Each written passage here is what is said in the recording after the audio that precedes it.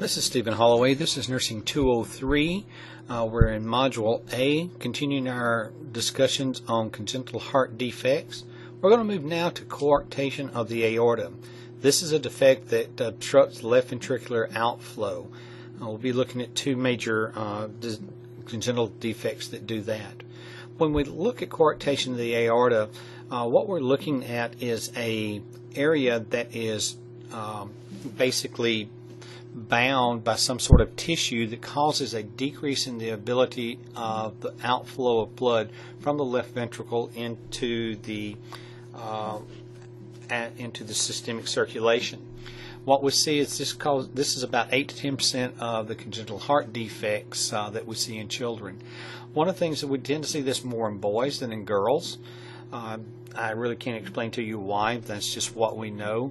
When we look at the pathophysiology, it really is just a narrowing of the lumen of the aorta, and it's due to the constricting band. Typically, it's located somewhere opposite the insertion of the PDA. It can be either preductal, which means it's between the subclavian artery and the ductus arteriosus, or it can be postductal, which means it's distal to the ductus arteriosus. What happens is, because of this coarctation, because of this narrowing of the aorta, it causes increased resistance of blood flow out of the left ventricle, which eventually leads to left ventricular hypertrophy. It is an increase in afterload, if you will look at it in that manner.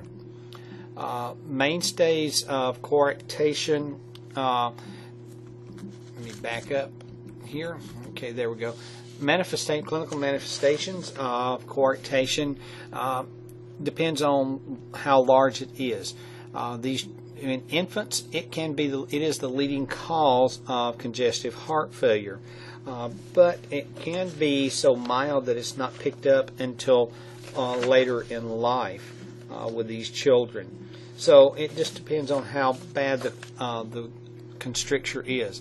Mild coarctation, you may only have signs and symptoms of decreased peripheral pulses. That's why in any pediatric exam, you need to make sure you're checking the pulses and rating the pulses at all 4 points. Now, with severe coarctation, CHF is one of the big things, and it especially occurs once that ductus arteriosus closes off. The left ventricle can eject all of its blood, and the blood begins to back up. We're seeing left-sided heart failure. Remember, with left-sided heart failure, we see backup of blood into the lungs, and we begin to see respiratory problems. We see rhonchi and rales. We see pulmonary edema. We see the coughing. We see those type issues with that. We'll see the dyspnea, the orthopnea, all of those that go along with left-sided heart failure. Also notice, but the big other problem is the blood can't get out into the system, so we cannot get the nutrition, the oxygen that we need into the systemic circulation. So that can be a real problem as well as we look at that. The other thing we see is a resultant in higher blood pressures in these children, and also pressures in the heart and upper body, especially in those subclavian. So those really cause long-term type problems with these patients. If this goes untreated, the decreased cardiac output can lead to shock, acidosis, and death in these children. One of the other type problems that we see is hypertension.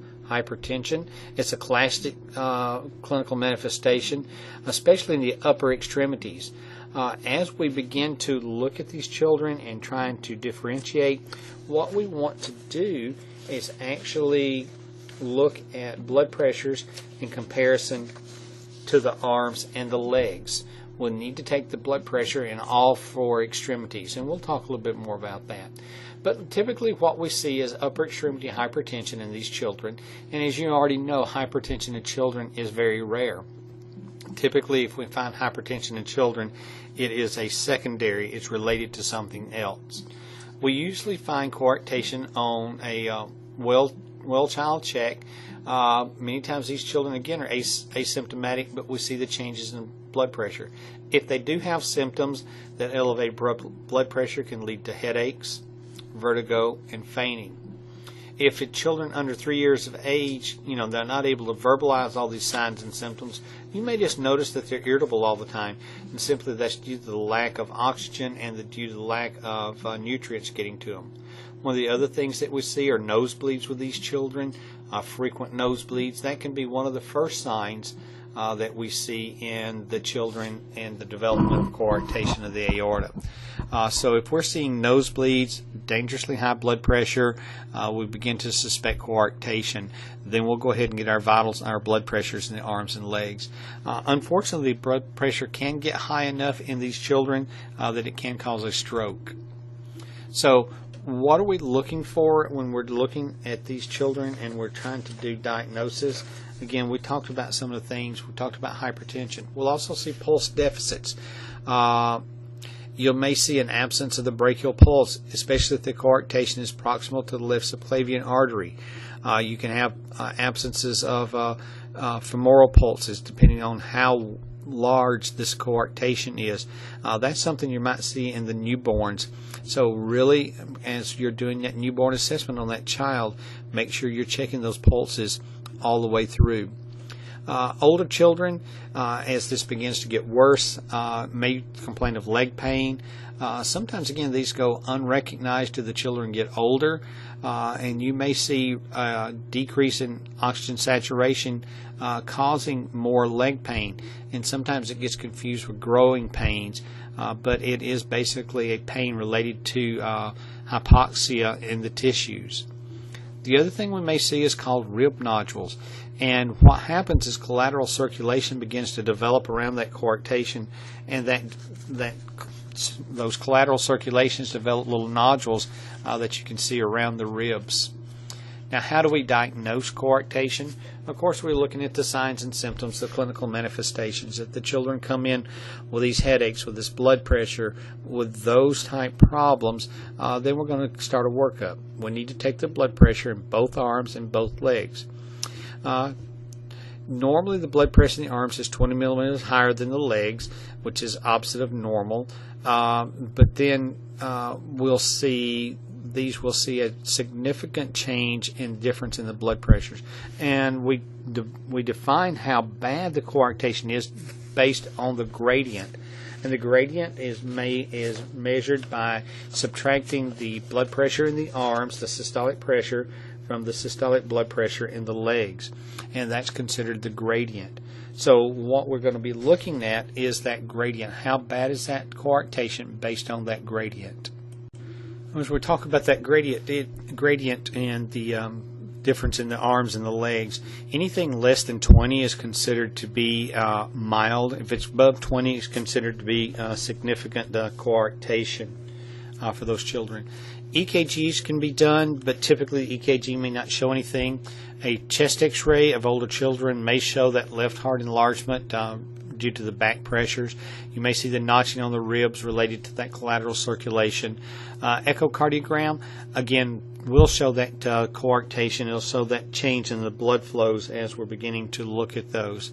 Again, the severity is based on the arm and leg pressure gradient. These children typically will have a murmur. It's a very soft, moderately loud systolic murmur, heard best at the base of the heart, and it radiates to the left intrascapular area for those. And many times these children present, the older children will present with a headache type issue. You listen to the heart, you hear the murmur, you do the blood pressures, you see the gradient differences, and that's how you move toward that diagnosis of coarctation of the aorta. How do we treat these? Typically we treat it by surgery. The big thing is the new treatments are actually using cardiac catheters to go up and use a balloon to dilate that area, and actually putting stents into the area to help hold it. If surgery is going to be done, typically we try to do that around the ages of 3 to 5 years old. The surgery is really where you go in and you cut out that section of coarctation, and then bring the ends of the aorta back together, doing an end-to-end anastomosis. That has its problems, and those areas can also, again, coarctate or have banding so that you have a decrease in the blood flow. One of the big things that we see with these children, even after the surgery is they may remain hypertensive. So most of these children are going to go on a hypertensive medication. If these children are early on in congestive heart failure, you may see the use of digitalis and diuretics, and may have to continue during that post-operative period till things begin to get back to normal.